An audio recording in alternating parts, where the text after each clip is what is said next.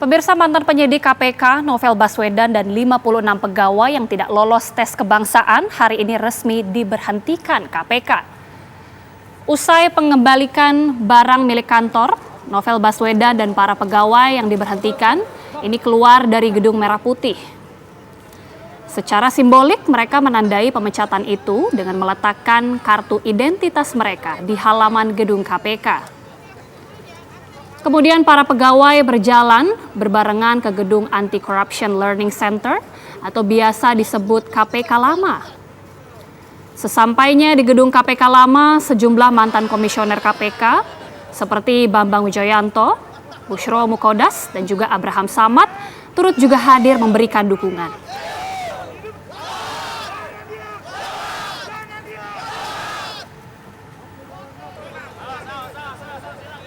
Awas dompet.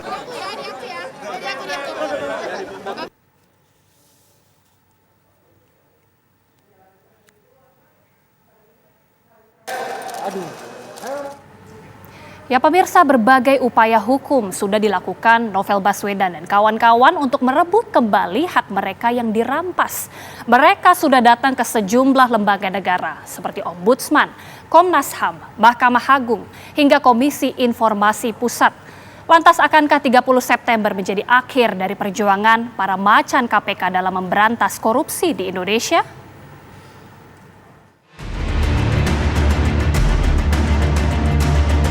Sebanyak 57 pegawai Komisi Pemberantasan Korupsi diberhentikan dengan hormat pada hari ini Kamis 30 September. Tak jelas mengapa tanggal 30 September yang dipilih KPK. Namun untuk tindakan itu, mantan anggota KPK Giri Suprabdiono menyebutnya dengan istilah Gerakan 30 September TWK atau G30S TWK.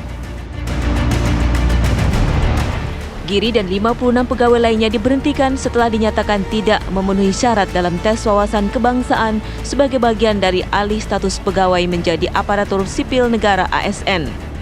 Padahal faktanya, selama belasan tahun mengabdi di KPK, mereka yang tak lolos TWK disebut-sebut sebagai macan anti korupsi di KPK. Mereka adalah Kasatgas penyidik senior yang menangani sejumlah kasus besar di negeri ini. Ada juga pengawas internal yang melakukan sidang etik di internal KPK. Peneliti Indonesian Corruption Watch, Kurnia Ramadana meminta agar Presiden Joko Widodo turun tangan atas polemik di tubuh KPK. Kurnia menilai Presiden Jokowi dapat melantik 56 pegawai sebagai ASN dengan memperhatikan rekomendasi Ombudsman dan Komnas HAM. Sebenarnya Presiden pun mampu untuk melantik 56 pegawai KPK menjadi aparatur sipil negara di KPK, bukan di lembaga lain. Kenapa itu tidak diambil oleh Presiden? Sebab sudah ada 2 rekomendasi lembaga negara. Ada Ombudsman dan Komnas HAM yang sudah berulang kali menyebutkan penyelenggaraan tes wawasan kebangsaan bermasalah, baik dari segi administrasi dan juga pelanggaran hak asasi manusia. 2 rekomendasi ini bermuara kepada Presiden dan meminta kepada Presiden agar memulihkan nama baik 56 pegawai KPK sekaligus mengangkat mereka menjadi ASN di KPK. Berbagai upaya hukum sudah dilakukan Novel Baswedan dan kawan-kawan untuk merebut kembali hak mereka yang dirampas. Mereka sudah datang ke sejumlah lembaga negara seperti Ombudsman, Komnas HAM, Mahkamah Agung, hingga Komisi Informasi Pusat. Lantas, akankah 30 September menjadi akhir dari perjuangan para macan KPK dalam memberantas korupsi di Indonesia? Tim TV One mengabarkan.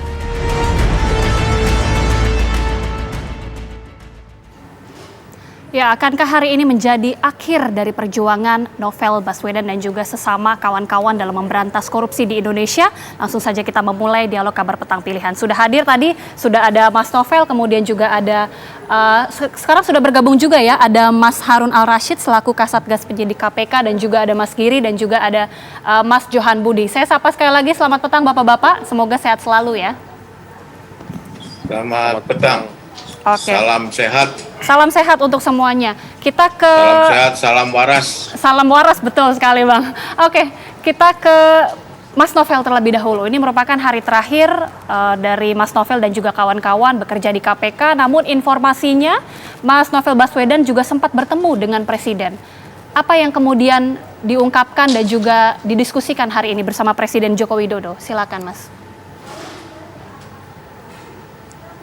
Terima kasih. Saya tidak bertemu dengan Pak Presiden ya. Jadi hari ini kegiatannya adalah saya bersama kawan-kawan ketika sudah mengembalikan barang-barang yang merupakan itu adalah inventaris kantor, dan kemudian kami keluar dari KPK dan berbincang dengan senior dan rekan-rekan. Jadi tidak bertemu dengan Pak Presiden atau hal lain. Jadi seperti itu Mbak. Oke, jadi tidak ada pertemuan dengan Presiden. Kami konfirmasi kembali ya Mas Novel ya. Iya betul, memang kami tidak bertemu, saya tidak bertemu dengan Pak Presiden, termasuk juga kawan-kawan juga tidak. Oke, Mas Novel, apakah sejauh ini ada rencana pertemuan juga kemudian? Karena kita tahu bahwa baru-baru ini kemudian ya ada inisiatif dari Kapolri untuk menawarkan para ex-pegawai KPK ini untuk masuk ke instansi Polri sebagai ASN. Tentunya apabila dipandang perlu, kami siap ya. Memang terkait dengan yang selama ini kami kerjakan, saya dan kawan-kawan, itu adalah berbuat untuk kepentingan negara dengan memberantas korupsi. Tentu kita tahu bahwa masalah korupsi itu masalah yang sangat mendasar. Dan ini masalah yang terjadi, dan pastinya ketika korupsi itu di mana-mana akan menggagalkan atau mengganggu kinerja pemerintah, bahkan apa yang dirancang pemerintah untuk berbuat, membangun segala macam itu bisa jadi gagal. Oleh karena itu, memberantas korupsi itu hal yang penting, dan kami berjuang di langkah-langkah itu. Walaupun memang hari ini saya dan kawan-kawan diberhentikan dengan cara-cara yang melawan hukum, dengan suatu proses yang ilegal dan bermasalah. Tentunya itu suatu hal yang menyedihkan, di mana kita lihat ada suatu wibawa hukum yang kemudian diinjak-injak, ada proses yang bermasalah dan kemudian sudah diberikan koreksi oleh lembaga lain, diberikan rekomendasi dan lain-lain, tetap bergeming, tidak mau berubah, dan itu masalah yang sangat serius. Lebih lagi itu dilakukan oleh pimpinan penegak hukum yang merupakan adalah lembaga anti korupsi. Itu masalah yang sangat serius. Tapi saya dan kawan-kawan tentunya hari ini walaupun kami dipecat dengan cara yang melanggar hukum, dengan cara sewenang-wenang, dengan motif tertentu tentunya, ini hari ini kami bersyukur karena kami telah menunjukkan kepada semua pihak bahwa kami meninggalkan legasi yang baik. Kami melakukan upaya memberantas korupsi dengan sungguh-sungguh, tidak tercela dalam suatu perbuatan-perbuatan, banyak kontribusi yang telah kami lakukan, dan kami bukan orang-orang yang pelanggar kode etik atau melakukan perbuatan-perbuatan tercela lainnya. Itu yang membuat kami bersyukur, dan tentunya kami bisa keluar dari KPK hari ini dengan kepala tegak, dan kami tunjukkan kepada masyarakat kami telah berbuat semampu kami, dan selanjutnya tentu kami menunggu apabila memang negara memerlukan kami untuk bisa berjuang atau berbuat atau berbakti kepada negara untuk hal lain yang itu adalah upaya memberantas korupsi, tentu menjadi perhatian kami. Tapi yang poin penting adalah upaya menyingkirkan kami yang telah dilakukan ini, dan telah ada rekomendasi dari Komnas HAM dan Ombudsman, ini harus ditegakkan. Dan tentunya kalau ini dibiarkan tentu akan berbahaya dan menjadi presiden buruk bagi pemberantasan korupsi. Dan saya khawatir kalau ini tidak dibenahi, maka yang terjadi adalah orang akan takut untuk berbuat benar, untuk berlaku dengan menjunjung tinggi integritas, dan itu akan berbahaya. Ditambah lagi ketika pejabat yang berbuat seperti itu dibiarkan, maka akan membuat atau memberikan contoh kepada orang-orang yang punya motif tidak baik untuk bisa berbuat hal yang sama. Itu yang lebih berbahaya lagi. Ya, artinya untuk semangat pemberantasan korupsi sendiri tidak akan terhenti sekalipun sudah tidak berada lagi di lembaga anti rasuah. Nanti kita juga akan dengarkan pendapat dari Mas Giri dan juga Mas Harun dan juga Mas Johan Budi. Namun usai jeda pemirsa, kami akan kembali sesaat lagi.